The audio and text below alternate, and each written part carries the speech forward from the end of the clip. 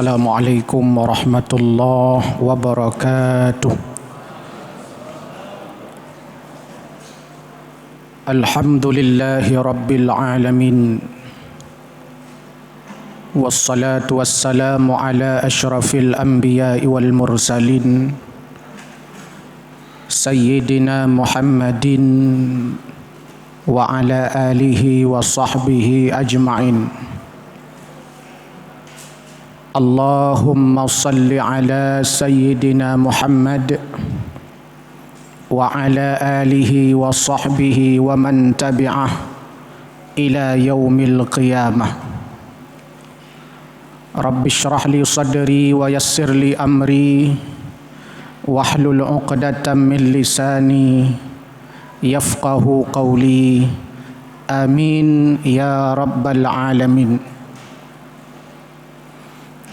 Guru-guru kami, hadirin wal hadirat, jamaah salat Aisyah dan tarawih yang dimuliakan Allah. Dalam kitab Nasaihul Ibad karangan Imam Nawawi Al-Bantani, beliau menyebutkan dan menukilkan pendapat hukama.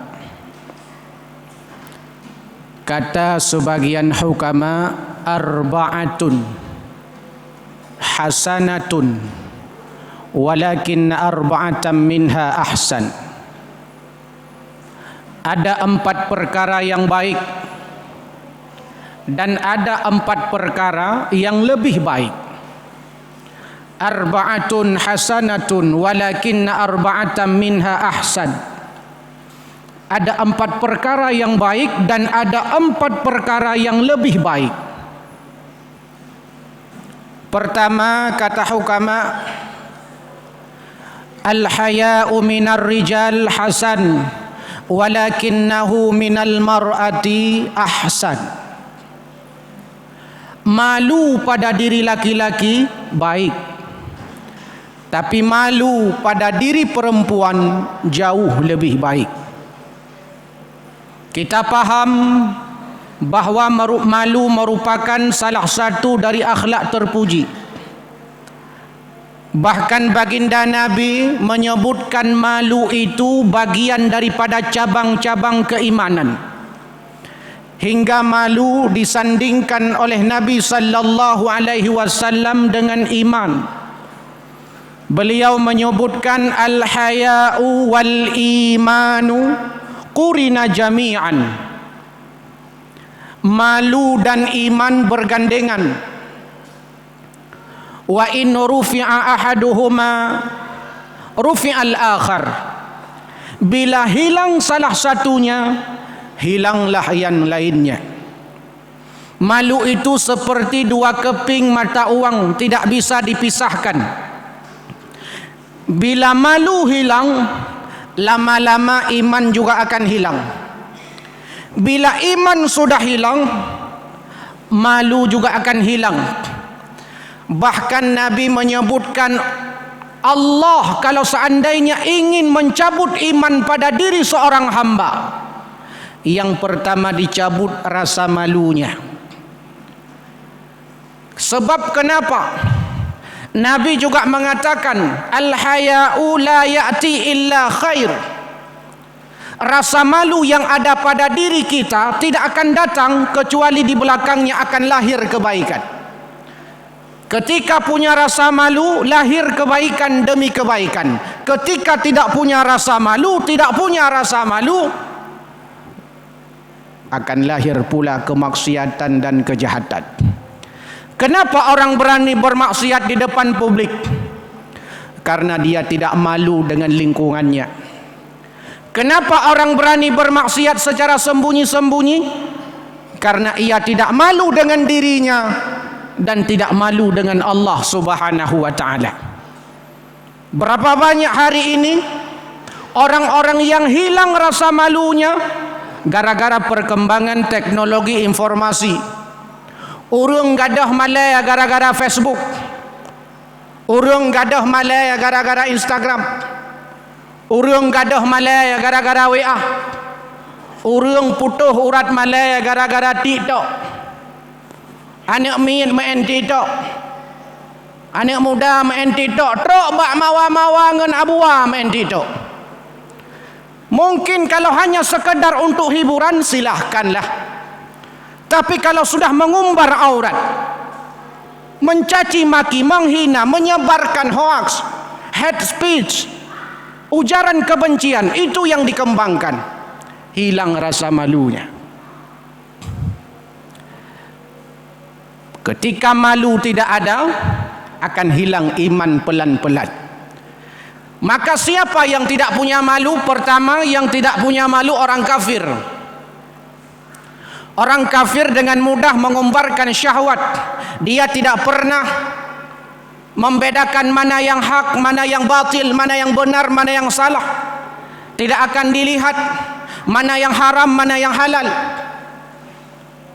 Kenapa? Karena memang tidak punya rasa malu. Kenapa tidak punya rasa malu? Karena hanya iman. Orang tidak punya iman, hilang rasa malunya. Dua, siapa yang tidak punya malu? Hewan. Kambing, lemur, murwah. Tidak punya rasa malu. Maka kambing kalau diikat lehernya, dibawa mulai dari kampung Jawa Baru, didarat ke kota Luxmawe, dilihat oleh kawan-kawannya tak pakai baju, hana bengih kambing, hana pegah badannya, kabusuk lu aku hai malai ke bawah kota. Kenapa kambing tidak punya rasa malu? Karena hana iman bak kambing. Maka orang kalau sudah tidak punya rasa malunya, jauh lebih parah daripada kambing. Tapi kata hukama, malu pada diri laki-laki baik, tapi kalau malu pada diri perempuan jauh lebih baik. Kenapa? Karena berbagai macam kemaksiatan, bentuknya perzinahan, prostitusi, mengumbarkan syahwat berlebihan, faktor utamanya, di samping ada faktor-faktor pendukung yang lain, faktor utamanya adalah karena perempuan hilang rasa malunya. Maka tatkala Allah menyebutkan tentang pezina dalam Al-Quran, Allah mendahulukan kalimat pezina perempuan, baru Allah sebutkan pezina laki-laki. Az-zaniyatu waz-zani fajlidu kulla wahidin minhuma mi'ata jaldah. Pezina perempuan, pezina laki-laki. Tartibul kalimat, Allah menyebut terlebih dahulu az-zaniyatu, pezina perempuan. Kenapa? Karena memang faktor utama dari sebuah perzinahan, di samping karena pendukung yang lain, juga sebabnya adalah karena perempuan mengumbarkan aurat dan syahwatnya. Maka bila perempuan menutup auratnya, bukan hanya sekedar sudah melepaskan dirinya daripada kemungkaran, bukan saja telah melepaskan dirinya dari kemaksiatan, tapi juga dia telah melepaskan diri laki-laki untuk bermaksiat. Jamaah yang dimuliakan Allah, maka penting kita didik istri kita, anak perempuan kita, mahasiswi-mahasiswi kita, siswi-siswi kita, santriwati kita, dan seterusnya, agar mereka punya rasa malu, baik sampai putuh urat malai. Yang kedua, al-adlu min kulli ahadin hasan walakinnahu minal umara'i ahsan. Sikap adil pada diri setiap orang baik, tapi sikap adil pada diri pemimpin jauh lebih baik.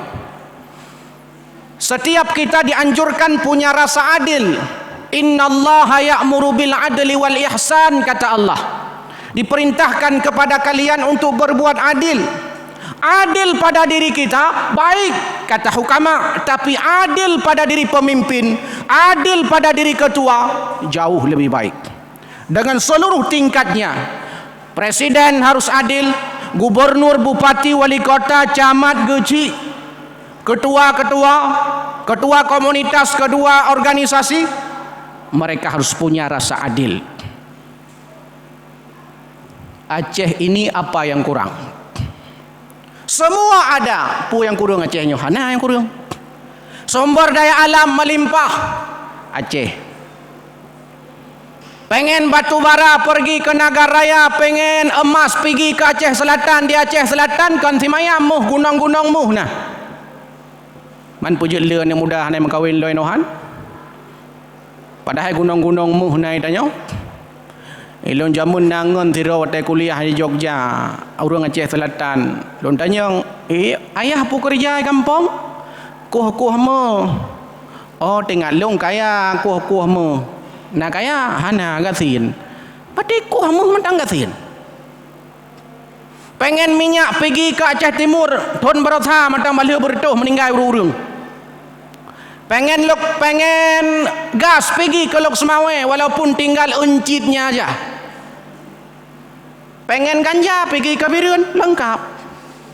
Pengen kopi pergi ke Takengon, pengen garam pergi ke Tanah Ano, pergi ke Tanah Pasir. Puyahana lengkap. Apa BA kita berapa? 17 triliun. Le peng 17 triliunnya. Nya dah duka ke peng bicahnya je ulangan tatusun. Kenapa banyak 17 triliun? Karena penduduk kita hanya 5 juta. Anggaran banyak, penduduk sedikit. Teku Markam asal Pantai Labu, pengusaha Aceh tempo dulu, penyumbang 38 kg emas di Monas Jakarta. Kan mayang orang Aceh. Aceh adalah orang yang membeli pertama pesawat selawah agam dengan selawah darah, selawah dua nah. Aceh. Pelabuhan Keronggokuh, Sabang, hilir mudik lintas negara Aceh. Maka Ibnu Battutah mengatakan Aceh laksana kepingan surga. Nyan Aceh. Tapi apa dampaknya realitasnya? Kemiskinan di Aceh 15 sampai 17% adanya. Dari 5 juta penduduk Aceh, 850.000 miskin. Itu baru miskin, karena Badan Pusat Statistik membagi kemiskinan menjadi 4. Pertama, miskin. Kedua, sangat miskin. Ketiga, rentan miskin. Keempat, hampir miskin. Yang miskin 15%, man yang hampirnya 14%. Gara-gara corona ini berapa banyak yang hampir-hampir ini berpindah posisi. Naik BBM, yang rentan miskin pindah ke hampir miskin, yang hampir miskin pindah ke miskin, yang miskin pindah ke sangat miskin, yang sangat miskin pindah yuli kurmoh ke dia, yubak mana ke dia, kamu ninggal nali. Itu problem. Hingga saat ini data belum berubah.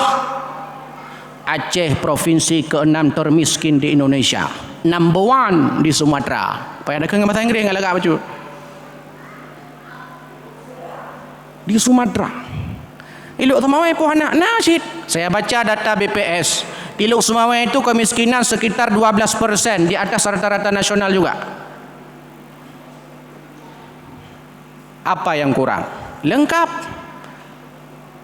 Tapi itu nyatanya nyo listrik yang tak pakai itu nyogah lagak gede macam menyokong listrik Aceh, listrik Medan. Nya seandai ji Medan perleh ke Rawai, merempok tanya, maka provinsi paling banyak mati listrik provinsi Aceh. Untung Ramadan nyo hana liu mati. Ni Ramadan kau likut panena. Dan tanya, pujat mati lampu le. Untuk menghadapi bulan Ramadan. Bulan puasa mati ci lampu, dengar dah buka puasa, dengar dah kun Allah malaka sumtu bika aman tu klap mati lampu, dah temenak segonan. Lihat menak temenak. Nyan ban mati lampu. Bah manok yang kita nyoba pajuk. Siapa bah manok? Bah manok Aceh. Kan pandai bah manok Aceh. Bah manok Medan, bahkan lebih jauh lah bah manok Australia yang dapat pajuk kita nyoba. Persoalan kita. Bukankah dulu sejak Belanda sampai kemarin pada saat konflik bersenjata, apa yang dituntut? Keadilan. Apa yang mau dibereskan? Ketidakadilan. Jamun je tak bersalah pusat anapah pusat patpah tak teman nan mentang pusat Cina anapah tak bersalah le payah tak bersalah mata payah tak bersalah punyung payah bersalah jarau payah bersalah perut draw masing-masing hanya le bersalah pusat Itu persoalan kita hari ini, dan itu persoalan ketidakadilan. Maka Al-Quran berkali-kali menyebut Al-Adlu. Bahkan Al-Adlu salah satu daripada asma Allah. Allah adil. Keadilan Allah adil dalam memberi rezeki. Cicak punya rezeki, kucing punya rezeki, tukang becak punya rezeki, doktor punya rezeki, dosen, guru, semua punya rezeki. Sudah ditentukan oleh Allah Subhanahu wa taala. Cicak mentong na rezeki. Padahal cicak enggak pernah SD, enggak pernah S1, enggak pernah S2, enggak pernah S3. Bisa makan, belum pernah kita lihat ada cicak masuk rumah sakit sedang diimpus. Pernah?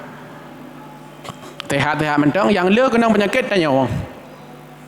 Padahal tanya nak tajai kula. Kucing, walaupun dia tak pernah jadi nelayan, tak pernah ke laut, tak pernah naik perahu, tak pernah punya mancing, enggak pernah punya apa-apa, tapi sampai saat ini walaupun musim corona tetap makan ikan. Hana mungkin gara-gara musim corona nyan mi mandu mengungsi hana. Allah sudah jamin rezeki. Kenapa? Karena al-adlu Allah Subhanahu wa taala. Allah adil memberikan segala sesuatu. Hadirin yang dimuliakan Allah Subhanahu wa taala. Maka adil pada diri setiap orang baik kata hukama, tapi adil pada diri pemimpin jauh lebih baik. Ini yang kita harapkan. Lahir pemimpin-pemimpin yang adil. Dan kata Nabi sallallahu alaihi wasallam, ada 3 golongan yang tidak akan tertolak doanya. Siapa mereka? Pertama, saim, orang berpuasa hatta yuftir, hingga ia berbuka. Siapa lagi? Al-imamul adil, imam yang adil. Siapa lagi? Al-madlum, orang yang terzalimi.